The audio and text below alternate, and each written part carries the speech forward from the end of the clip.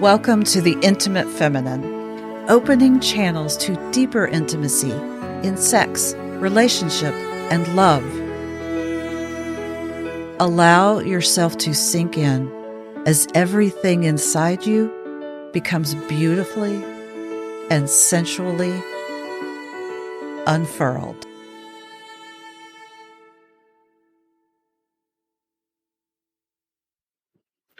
Hi, it's Jacqueline. How does an Earth man respond to his mystical wife's intimate affair? In this first season telling of our story, it felt important to hear George's voice from the masculine perspective. Our producer, Arlia Hoffman, serves as facilitator for a very intimate expose on how this man navigated unforeseen circumstances that would excavate and challenge everything he believed as man for himself, his marriage, life, and family. George Robinson is a superior man of highly evolved masculine presence and timelessly potent and pure monogamous love and commitment. I absolutely adore him. And I think you will too. Exhale, deepen in, and enjoy. This is me and my love, George Robinson. Hello, everyone, and welcome back to the Intimate Feminine. I'm Arlia Hoffman, and no, I am not your host, but I am today. Today we have a very special conversation between Jacqueline Robinson and her husband, George Robinson. It's the first opportunity to really hear George's perspective, his experience, to get really a full picture of how the relationship has evolved over the years. So I will orient us. Here we are, middle of August 2022. 10 days before our 30th wedding anniversary. 30 years. That's amazing. George, or both of you, talk about what that feels like to reach this milestone. For me, it's been a journey. It's been a journey with many chapters. From the very beginning of being a 30-year-old career-minded banker, establishing a new relationship with Jacqueline is 20 years old, who had just left her family home. I had been established. I had been married before, had a home, had a couple of them. There's just been a lot of changes and transitions and chapters and challenges and victories and celebrations, and it's been a fantastic journey. For me, 30 years, George said we started, he was 30, I was 20. I had no idea about the world. I was raised in a very sort of protected and secluded religious upbringing, graduated by myself in a class of one, and I meet this man who's knows about the world and knows how to navigate the world in ways I've never experienced and am even a little fearful of. I lived in a bubble. So going from my family home to George's home felt safe and comfortable and like I was taken care of. I feel a little weepy about it. Like I was taken care of and I didn't have to worry about anything. And for me, I considered going to college, had a slight interest, but more than that, I wanted to have a family. I wanted to have a man I could love and have a family. And 30 years, there's so many points that pop up. Moving to Atlanta, having our 3 children. George was sure he wanted 3 or 4. He wanted more than the 2 he had grown up with. He wanted it to feel like a family. Deepening into becoming parents, deepening into who we are, and then doing what you do when you're in that reality, which is raise the family, tend to the children, grow into the career, manage the home. So we had a period where we began to grow apart. And then with everything we've been through, it's been, I really, when we moved to Florida in October, I had an experience that felt like it was a complete reset. I felt like I was that young woman again. George was away. I felt that feeling of newness and anticipation of his return and what it felt like for him not to be there in ways I hadn't felt in years. So 30 years feels a bit like we've come full circle. We've done the things, and miraculously, with everything we've been through, have come through the other side and sort of purified the energy, the marriage, ourselves, what marriage has been known as, and what we now choose to create together as our life, our relationship, our lifestyle, our legacy, how we want to move in the world. That's, for me, a bit of what 30 years has brought us to, where we are no longer following what the path is that's laid out for how to be a couple, how to raise a family, but we're now creating a new path of relationship and intimacy and marriage and legacy.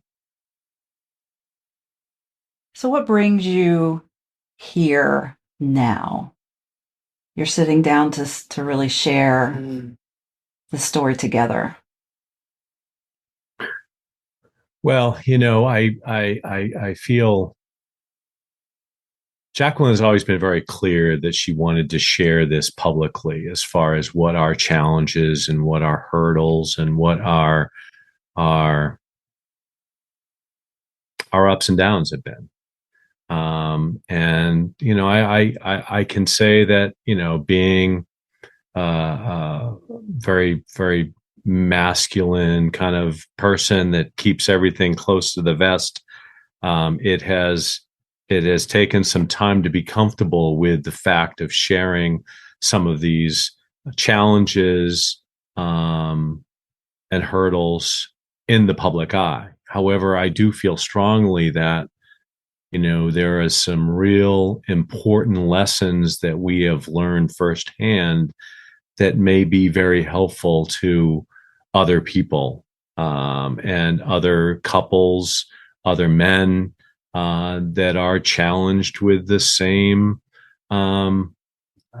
hurdles, with the same balancing act, with the same kind of, is it me? Do I want to be in myself? Do I want to be in my relationship? Do I want to be in my family? How do I share all of that and still maintain myself? So that's, for me, that's really the biggest reason why I'm here with you today. Yeah. You ready to go back? Can we talk about what that was like for you when Jacqueline said she'd had a relationship with another man? I'll go back even a little bit further than that. Clearly, there was a time where, I go all the way back. Jacqueline and I came into relationship. She came directly from her family residence. She had not lived on her own. She had not experienced a lot of the things through either college or social or living by yourself and basically taking care of yourself, that a lot of people do, and certainly you grow from all of those experiences. So there were some challenges as our kids were growing up, that were taking some real energy and attention from me. And my focus had been on not only maintaining my career and my job as a 33-year commercial banker, but also to manage the challenges of our children who are already growing up through their late teens and early 20s and going through college and certain challenges both emotionally and legally, that all of that grown up process can be. So my focus, my attention, my awareness, my consciousness was not in our relationship. It was on these other things. And so for a long time, let's say before that, what's the word I'm looking for? That when you tell somebody something, that moment, there had been, I was really living in our family home by myself. She had moved into a place in Athens, Georgia, and we were still together at times. And I guess in my mind, I thought that we were more together than we were. But like I said, my energy was really focused on some of these other things. So I knew it wasn't in the best place. But I also felt like we were still married and still together and still committed to each other and committed to our children and all of that. So when she told me, it did rock my world. I think the first thing that she actually came to me and said was, I want a divorce. And that was before telling me of anything else that had been going on. And, at that point, I felt I saw my entire life flash before my eyes, where all of these things that I had worked so hard and dedicated so much of my energy and life force to, and made sacrifices to do, felt inside of myself that I was making those sacrifices. I felt like it was all for nothing, that it literally someone had pulled the rug out from underneath me at that point in time. And so I was really struggling to get my head around what potentially life would look like separate, and what my life would look like as an individual. I had been through divorce. I had lived on my own. There was a strong confidence in my independence that I was going to be okay. But was it what I wanted? And that became very clear that it wasn't. But on the other hand, it takes two to be in relationship. And, if one has made a decision, then you need to face that reality in that regard. So I started really kind of working through from a personal level, what that meant, that we wouldn't be together, what it would mean to our kids, what it would mean to everything that we'd accumulated in our legacy. And can I say something? Of course. Yeah. And it's interesting that even as George was doing that, the conversation, every time we were having conversation, was, I know this isn't right. I know it's not right. I know we belong together. There will not be a man. George, you were saying? Absolutely. I felt strongly about that. I felt committed to that. I felt like that was in the core of my soul, that I felt like we were meant to be together, that the challenges were there for us to grow through. But that didn't mean that we weren't going to be together, that meant that we were just going to grow into a different area. And grow personally. Yeah, and let me interject here. I think that's one of the most striking things I've heard you say in this whole story. And George, you just echoed this sense of like, y'all were always, Jacqueline, I know you do because it's just part of who you are, but it's remarkable that you both do. You checking into that kind of like that inner core wisdom, and it sounds like very easily one of you could have gotten a nope, we're done. Like a really clear signal that it was done, and yet y'all kept checking in and kept getting this, no, there's still a connection. I will add to that it would have been very easy when the revelation, I guess that's the word that I was looking for, revelation came that there had been another man involved, that it was very easy to take that personally as a victim and feel animosity and anger and all of the things. And I'm not saying I didn't feel those things, but to make that the priority as to what created your next decision, I really felt was a bit ignorant on my part. Now, to check in, I will say that's an important piece, because it's so easy in this world of running on the treadmill to get here, to get there, or to level up as far as your career or your education or your experiences or your assets or your home or all of those things. It's easy to be in your head and not really feel what is a core belief inside of you. And so that was an important piece to me, for me to learn how to get quiet. And that's what happens for me, is that if I can get quiet, if I can have the awareness that I am up in my head and that I am very much thinking out of my head and not my heart or my soul, that I really absolutely need to get quiet. And when I can get quiet, then I can truly hear myself instead of all of the outside voices as to what's important and what's the priority for me, what I want. And we all talk about that and say what you want this and what you want that. But truly understanding what you want and what that means is paramount to feeling the strength inside of yourself. And so being able to get quiet allowed me to understand that I want this relationship, no matter what has happened previously.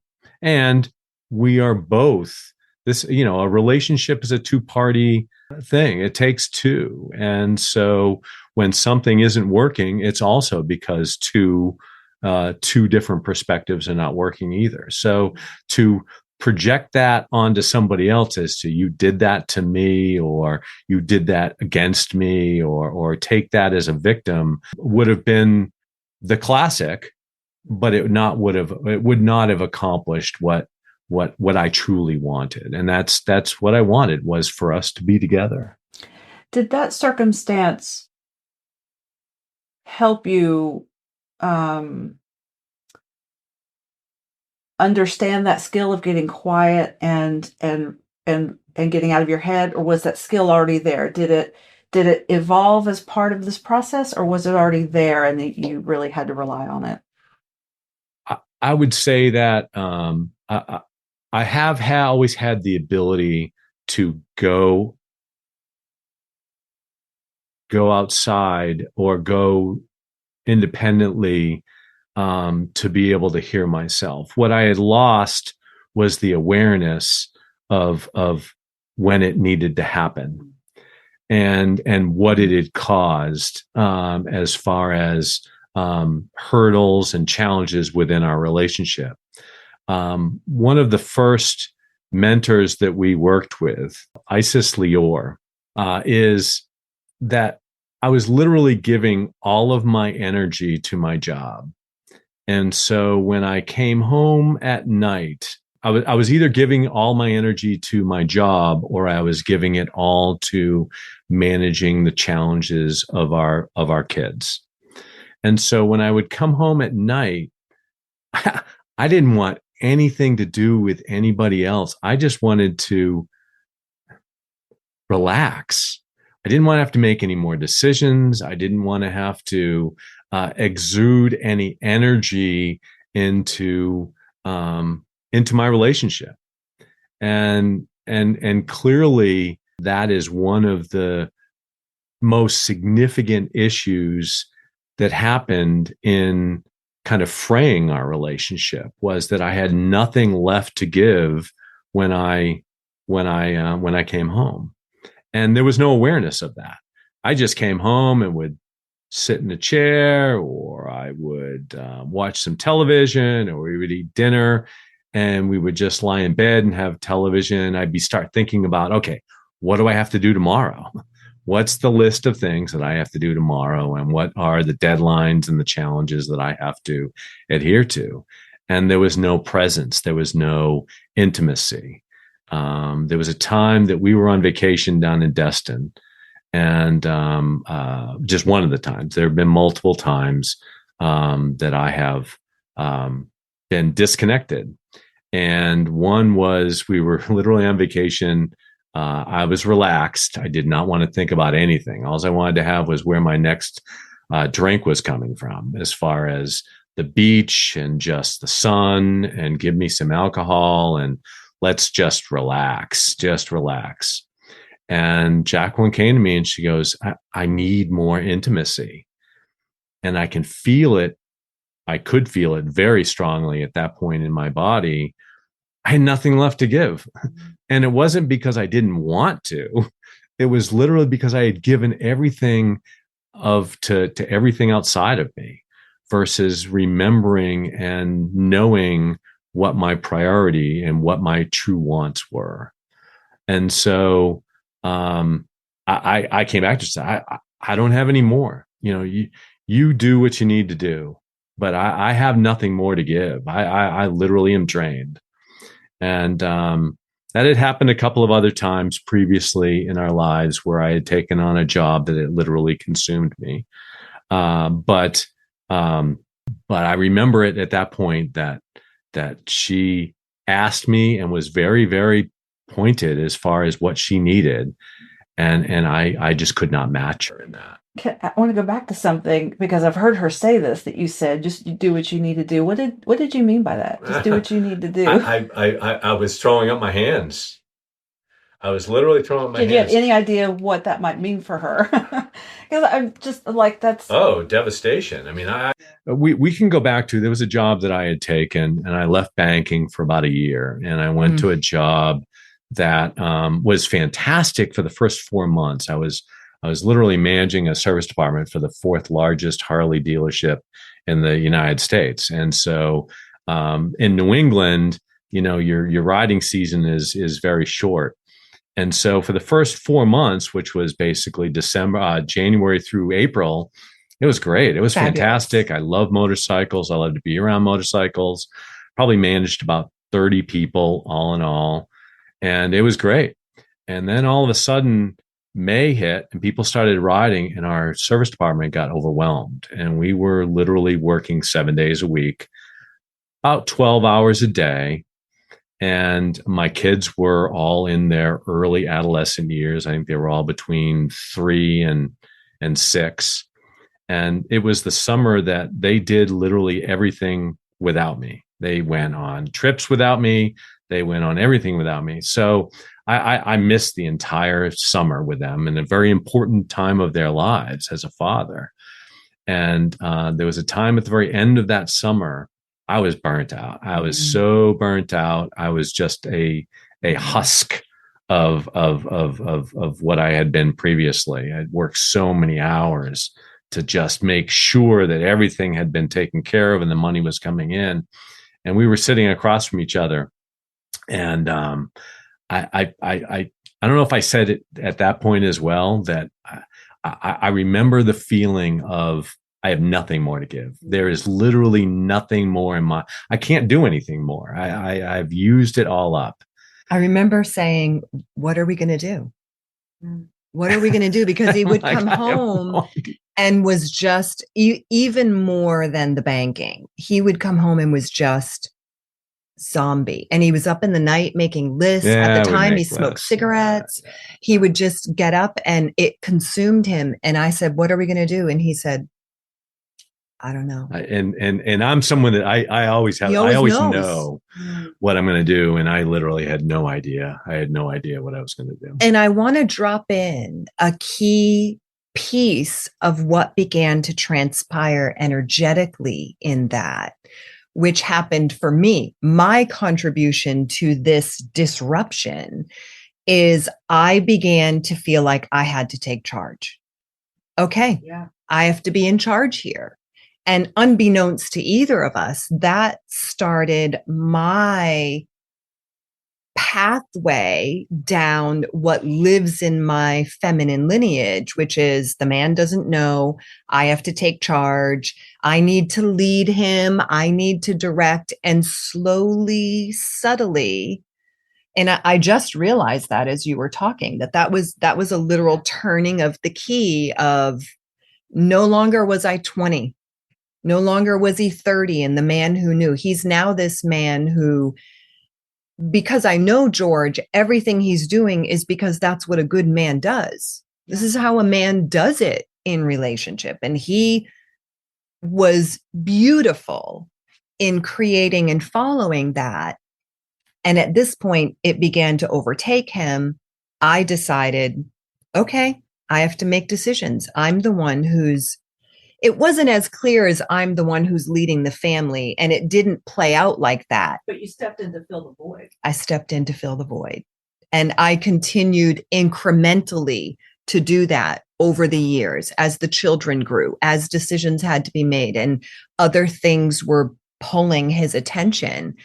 And for my part, that is one major piece that led to the dissolution of the marriage we initially created. And the dissolution was there, but also it became the purification of the distortions, my distortions from my ancestry about who a woman is in relationship. And whatever lived in his field, it began to churn those up once we hit the point of January 1, 2020, which really was a pivotal space for us in relationship. And let me also just add briefly that I do fully understand and appreciate that as a career-minded, whether you're an entrepreneur or whether you are a career professional, there are going to be times in your life, in your work life, that is going to take your attention. There is absolutely no way around that. That is going to happen. That needs to be your priority, needs to be your focus. What I had lost at that point was the ability to balance the two and to maintain communication and consciousness with my relationship versus just putting it all into everything outside of me. So I acknowledge that to all of you listening, that there are always going to be challenges in your career.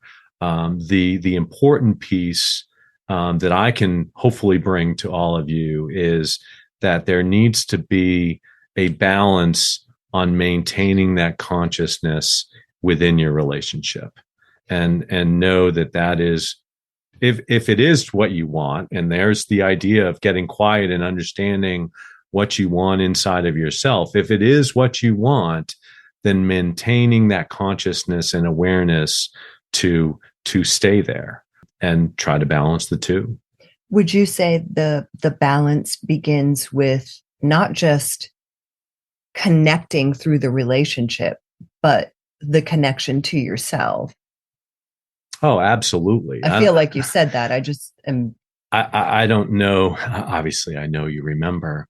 But one thing before we got married that I was very, very concerned about. Before we got engaged. It was the week before we got engaged. I do remember, in the blue Dodge truck. Because I had been married before, and I had been through divorce, and I had understood that, when you are in relationship, you are now part of the relationship. You're not an individual.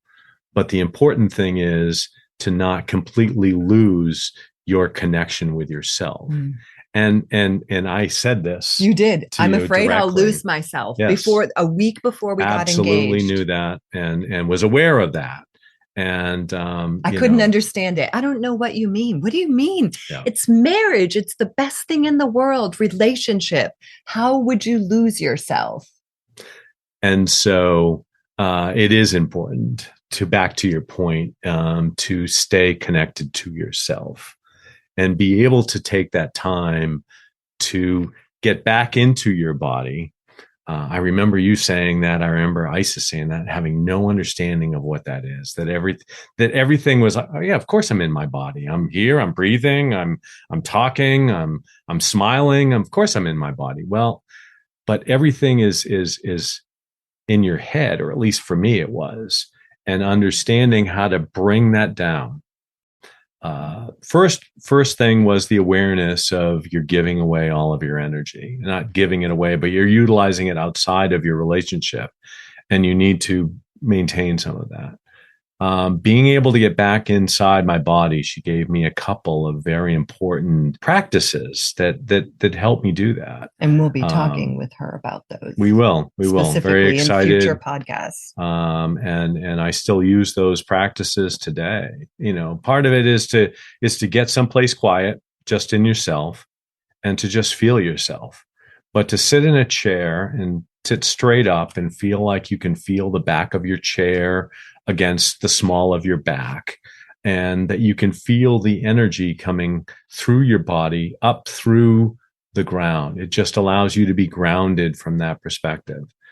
And so then you can really truly understand and feel what's important to you, what you truly want. One practice that she gave to me, which she told me, I'm not sure of that, I've never confirmed this through a police officer, but it works fantastic for me, is that the reason that police officers, or one of the reasons that they handcuff you behind your back and they put you in a police car, is that is a very calming. It allows you to breathe up through your body by putting your hands directly behind your back and just feeling the energy and breath come through your body. And it can be very calming from that perspective. And when you're calm, it allows you to connect with your body. It allows you to feel your body. It allows you to feel your toes, your fingers, your hairs on your arm.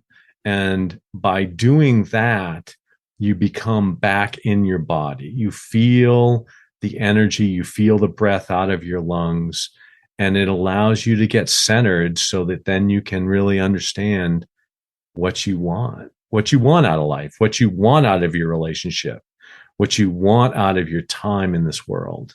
Mm-hmm. So, through all this work, through this process, you learned how to come back home to yourself and your body. So, and clearly you decided to stay. You decided this was, you both wanted this relationship, and so you decided to do the work. So what did this process do in you? What kind of shifts did it create in you? It was a very difficult process to stay and work through that kind of disruption in the relationship. Well, I'd first say that, I'm a very black or white kind of person, line the numbers up in a straight line, and they all add up to whatever the sum of those numbers are. And one thing that this whole process really brought to light for me was that there really is no absolutes. Mm-hmm. And what I will say to that is that I was absolutely convinced inside of myself that infidelity was an absolute deal killer. It was the Black end of the story. And I knew that. Absolutely no difference in that. There was no ability to trust after that. There was just it was so black and white from that perspective. And you're not alone in that. That's a very common. But the thing is that are you making that decision out of what you want or out of your ego? And And if you're making it out of your ego, then that's too bad for you, because that's really not going to be, at the end of the day, you're going to regret that. If that's out of your ego, you're going to regret that. Or I felt like I would regret that. If you're making it out of what you want, then there's the decision to make. And so what I wanted was not to leave my relationship. I felt strongly that we were meant to be together. I still love Jacqueline, even though I felt anger and I felt hurt and all of those things. But at the end of the day, when I got to inside of myself, I knew what I wanted.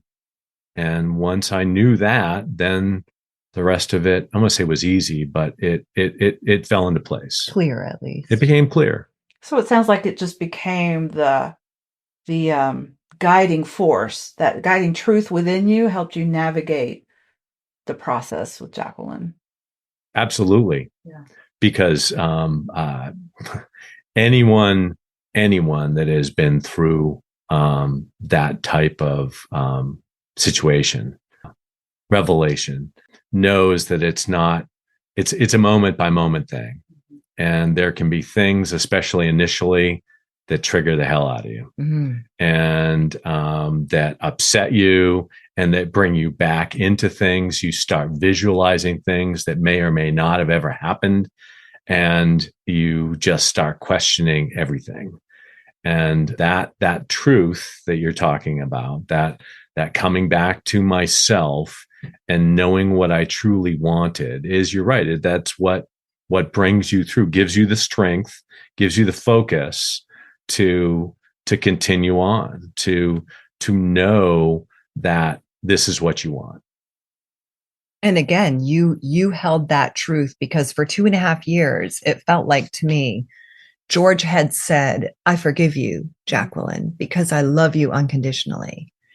It feels like to me, having that retrospect view now, that the last 2.5 years have been, okay, let's go in and clear out all the places where that may not hold up and align you.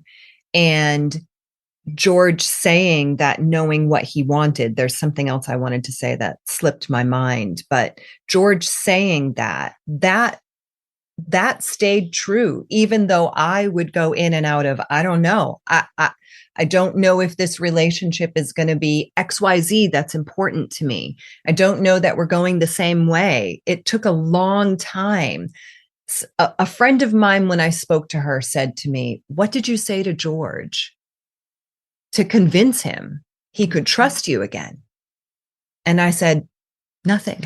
Yeah, there really isn't anything that anyone could tell you in that regard. That's all inside of yourself. Yeah, that's a choice you make. Exactly. Yeah. And it probably, I would say it's possible it took me longer to, number one, trust myself to choose love and relationship again after what I had been through with George, what I had been through with the other man. To trust myself again was not quick and easy, which meant I also didn't trust him. Mm-hmm. So as much as from the outside, it could look like George had to figure out how to trust me, or I had to prove myself, probably the one who struggled more with the trust was me. And you wouldn't expect that, which is another part of why we're talking.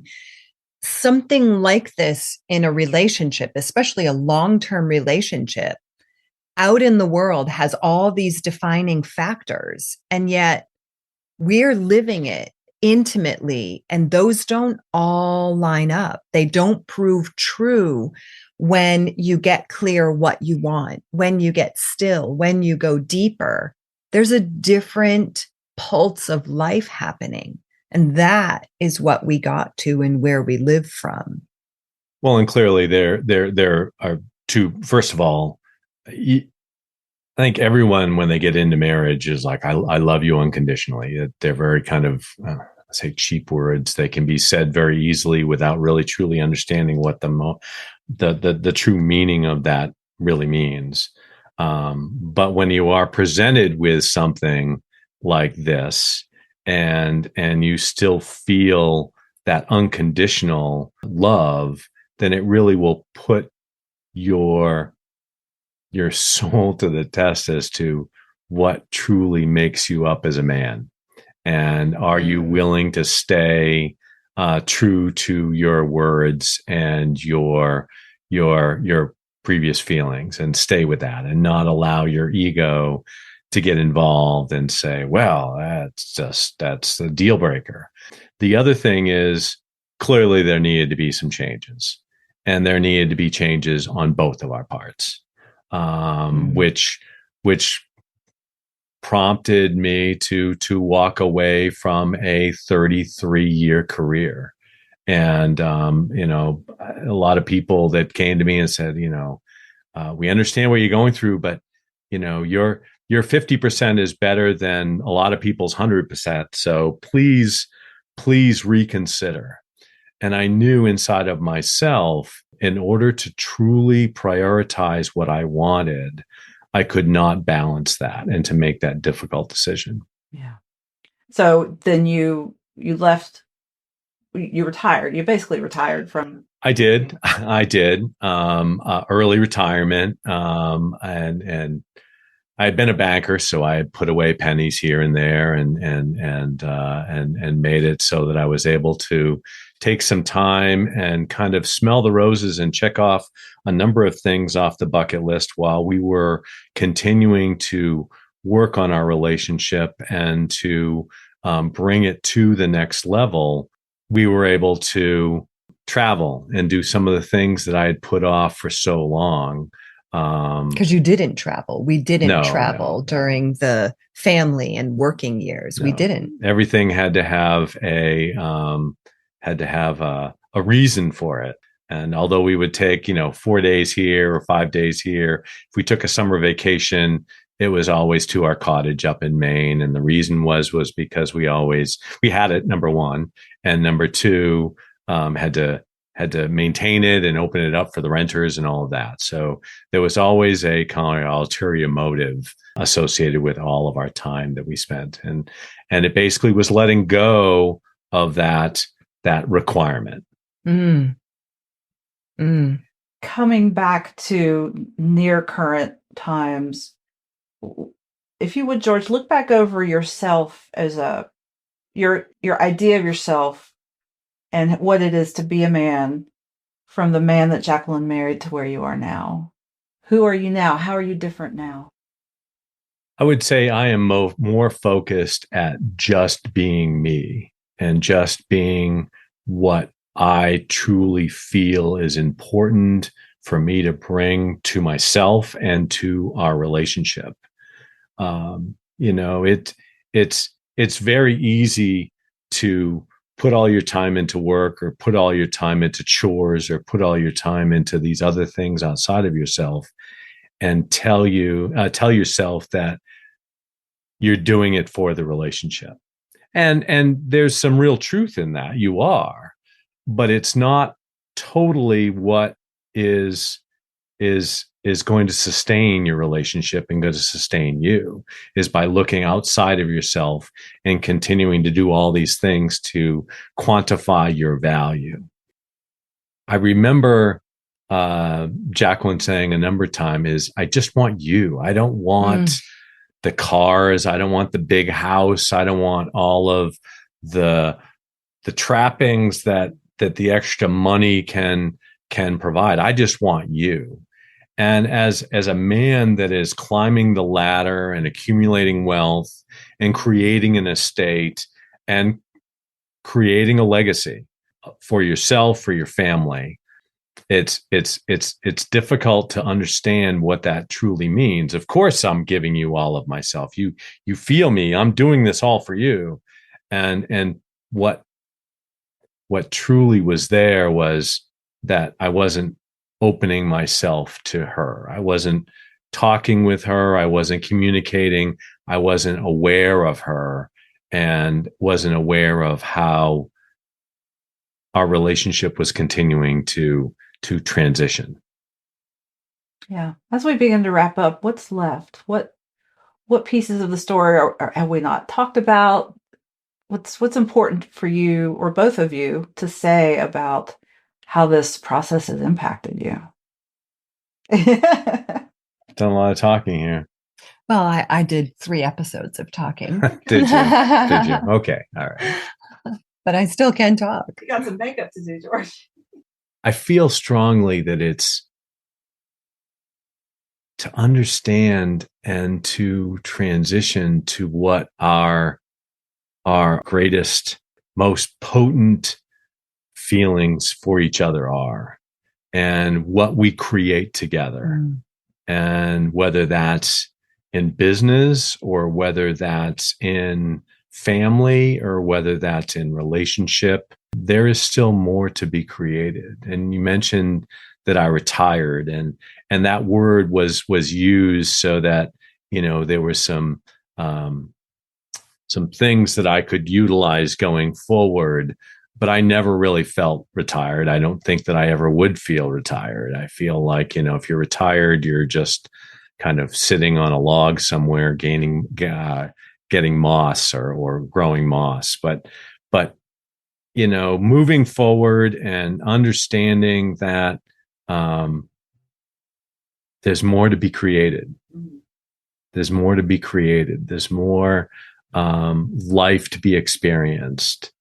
There's more celebration. There's more excitement. There's more wealth. All of the above. I'm gonna interject here. Because there's something from my experience that I think y'all can speak to, and that is speak to what it is like to move through that very scary wall. It's like that wall of fear and conflict. To have the courage to move through it. Speak to what's available on the other side when you go through that. Oof. Exhilaration. Absolute exhilaration and validation. And you know, I think we all experience this at some point during our lives, when there are things that are created that we make out to be much bigger than they really are. And then once we face them and move through them, we get to the other side, and not only do we feel a sense of relief and celebration, but then there's also the feeling of, you know, that wasn't as bad as I thought it was going to be. And what prompted the question, because you were talking about creativity. Suddenly, what's available when you've managed to weather that storm? Everything. Absolutely. The world is your oyster, as they say. And you can see yourself and experience and know that you have the ability to move through it. You have the strength to move through it. And ultimately, everything will be okay. And it happens for a reason. And it may not be felt to be in your best interest in that moment, but when you move through it, you feel a sense of growth, a sense of celebration, a sense of exhilaration. And it's exciting. It's absolutely exciting. And to be excited at 60 years old after being married for 30 years is a big deal. That is a big deal. Yeah. That's quite an accomplishment. I thought it would be boring now. I really did. I looked at people our age and I was like, oh man. I had this belief that by the time I got here, I would be over it. It would be dull. I would be moving on. But instead, I looked at him last summer and said, there are parts of you I don't even know yet. Like, here I am with this man I've known 30 years, and I'm still experiencing him new. And for me, on the other side, what's there? Because I literally had to sit and burn through in my body some of the survival, feminine, hard, poke at him responses that I could see where they come from and how they live in me. On the other side, a softening, and opening. I'm not so hardened to protect and take care of myself. So I can be open, which allows all of who he is, not just the parts of him I want, the part of George that is dedicated and committed to what he puts his life force into, even when it's not me. And I wasn't okay with that before. It was painful. And now I see that beautiful part of him that can rise up and has the ability to move through anything he chooses. And it's such a turn on to my system. One that goes beyond, oh, he's very handsome. Oh, he wants me. Oh, he's coming on to me. Oh, he touched me. Those are lovely. And I know and feel the deeper part of who he is from down in his body. Because now you have Because now I have it. He has himself. Yes. Yeah. So he can bring himself to me. He's here. He's present. Yes. One, I would say that's an interesting segue into knowing what you want isn't always going to be consistent with what your partner wants, but knowing how you feel and how you see it, and this is how you want to do it, is important because that's who you are, and ultimately. To stay consistent with what is inside of you and what you want will work the best for your relationship, at least in my experience. In my experience, even if I don't like what he's doing and I feel the inside of myself, and we just went through a very deep and moving place of that, it's sexy as fuck when he knows what he wants and he stands up in it, even if he knows I won't like it. Because you're being true to yourself. I love it. One thing that you hear a lot of in the old kind of dialogue is happy life, happy wife, happy life, and so that really kind of leaves you with the feeling of give up yourself, compromise, and do whatever you need to do in order to make sure that she's happy. I am here to tell you firsthand that does not work. You tried. It does not work. Well, I tried that, and I also felt some regret sometimes. I felt a belittling that why am I not just standing up and doing what I want to do? And because I've got darn good reasons. I know exactly why. I have the vision. I know why this is all happening. And your partner may not have that same vision. And it's important for you to stay true to yourself so that you have that confidence to move forward. And that is what your partner is looking for. That is what she or he is looking for in the relationship.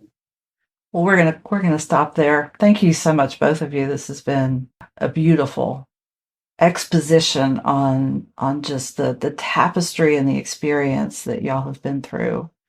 I know there will be more conversations. He is truly a unique and exceptional man.